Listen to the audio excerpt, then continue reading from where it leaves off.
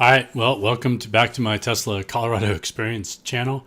And this post or this video is about tracking my mileage to help me figure out about charging solutions, right? One of the things that you have to do when you buy an electric car is you have to think about charging. And plenty of videos I've seen that have talked about different ways to charge and things you should consider. But for me, what I decided to do is really think about what made the difference in my life. And to do that, I had to think about how I drove. So this post kind of tells me about how I drive, how I tracked my mileage, and how I figured out what made sense for me. The short answer, if you don't want to watch the whole thing, is I decided to get a Tesla wall charger. But keep watching and you'll know why. So the first thing I thought about was tracking data. And one of the things that I needed to do is just kind of keep track of how much I'm driving and how often. Because unlike a gas car where I can fill up in 5 minutes, and it doesn't matter whether I do 5 gallons or 20 gallons, it's about the same 5-minute time. For an electric car, it's going to take me time to charge, right? The difference between charging, 50 miles and 300 miles could be huge depending on how I'm charging things. And so where I started was I should just track how far I drive between each trip and then when is the next trip. So from this place, from my house, how far did I drive before I came back, which would be when I would charge or fill up, and then how long until the next trip, because that would help me to understand what's going on. So what I ended up with is a spreadsheet. And so I've got this spreadsheet that I started to put in, and you can see I put in the dates when I was driving on the different trips. I grabbed the mileage start and the mileage end, which were just off the odometer. I grabbed some start times, but I wasn't overly worried about it because a lot of times I would come home and I knew I wasn't taking another trip till the next day, so I could just put in the time in there. And this is where I put that time. So this is the minimum hours until the next use. So this is how long I actually have to charge the car. This just calculates the mileage. So you can see a lot of my trips are these 20, 30 mile trips, but I certainly do have a few long ones in there. And then what I did here is I captured how long does it take me to recover? And this is my deficit or my surplus of charging across this time. So these are the different amounts: 110 circuit, 240, 250, 220, 30, 240, 30, 220, 240, same thing. 50 amp circuit, and then the Tesla high capacity wall charger. And you can see that I have some different things in there. Now, I did this across about a month here, and I'm going to continue to do it a little bit longer to see how it goes. One thing I actually found that helped me a lot was just putting a note on my steering wheel for a few weeks to remind me to just look at the odometer and get the mileage before I went forward. Okay? I've talked about this in a post. You can read about it if you want. But essentially, if I go back to my spreadsheet, what you can see is that these numbers up here are the amount of mileage you recover per hour of charging. So at 110, it takes me 4 miles an hour of range I get every hour. Okay, I get 22 on a 30 amp circuit, which is my whole house vacuum circuit. I actually have a 220 volt, 240 volt circuit in the garage already. That's 30 amps. If I did the NEMA 50 amp circuit, which was what a lot of people recommend, I would get 30 miles per hour.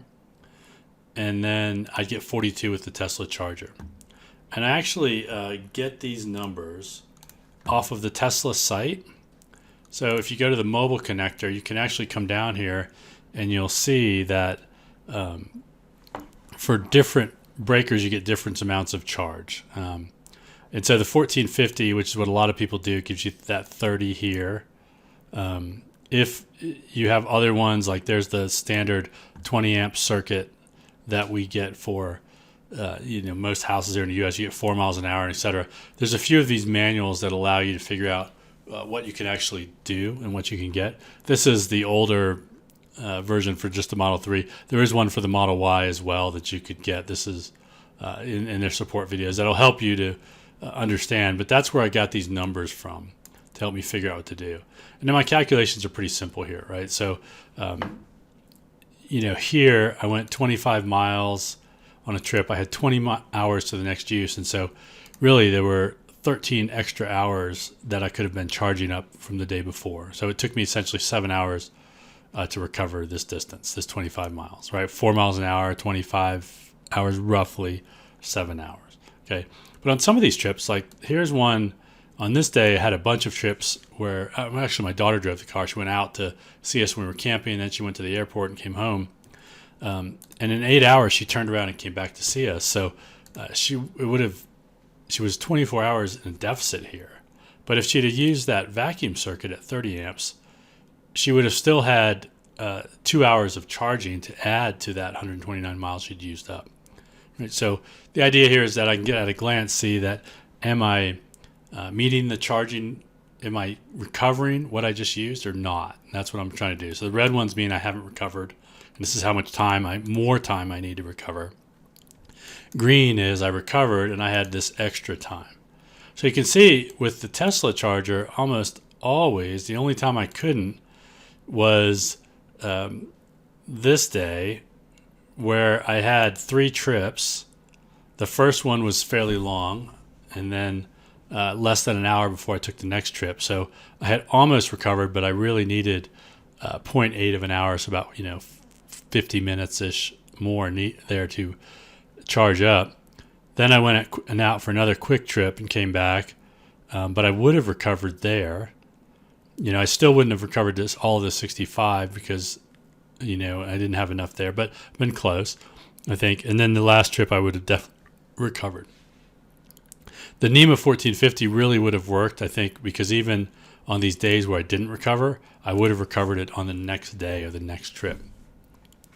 So my thought here is that I want to keep the car probably at 80% charge, 70, 80% most of the time, and only go above that when I plan on a long trip. But I do have a lot of these random trips like this. This pattern is something that will happen to me more in the winter. And so as we talked about it, try to decide what made sense, relying on 110 doesn't make sense because I could get, if I had a bunch of these in a row, especially when I get to the wintertime and I have more of these trips, I might be constantly losing mileage, which just creates stress and anxiety, and I don't need to deal with that. I could deal with this 1450, but if I'm doing that, what I'm really doing at that point is I'm using this mobile connector in my garage, which means it's not in a car. Now I know that superchargers and public chargers that are out there wouldn't need this connector. This would only be if I went to somebody's house or campground or I was in an emergency, like I was just trying to get something out of a gas station or something else. But those could happen. And for me, Murphy's Law does strike. So this feels gambling. I could buy another one of these. And if I go into the shop and look at these and look at the charging, the wall connector is $500 US. But this mobile connector is $520. So having a spare one of these makes less sense to me, especially with the drop in mileage. I could have multiple adapters. I still have to buy this adapter with that mobile connector. But to me, it just made more sense to get this wall connector and then save a little bit of money. This actually has a tax break as well. So Form 8911 in the U.S., if you're a U.S. person, could be different overseas. I can recover up to 30% of the cost of doing charging. So if you read through this, essentially what it'll tell you is that up to $1,000, I think, of the money I've spent on a charger is something that I can get back off my taxes, 30% of that, right? So in this case, the $500 I'll spend here plus potentially, say, a $200 install fee would reduce that cost back to $500, so I get the install for free. And then I have this wall charger that I can control, that I can tech with Wi-Fi. I get plenty of power out of it.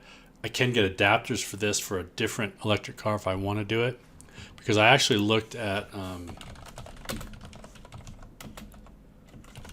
level 2 chargers. For example, when I went to Amazon, I went to different sites, but there is this Pulsar, there's a Juicebox, which a bunch of people have recommended. There's a ChargePoint one as well here.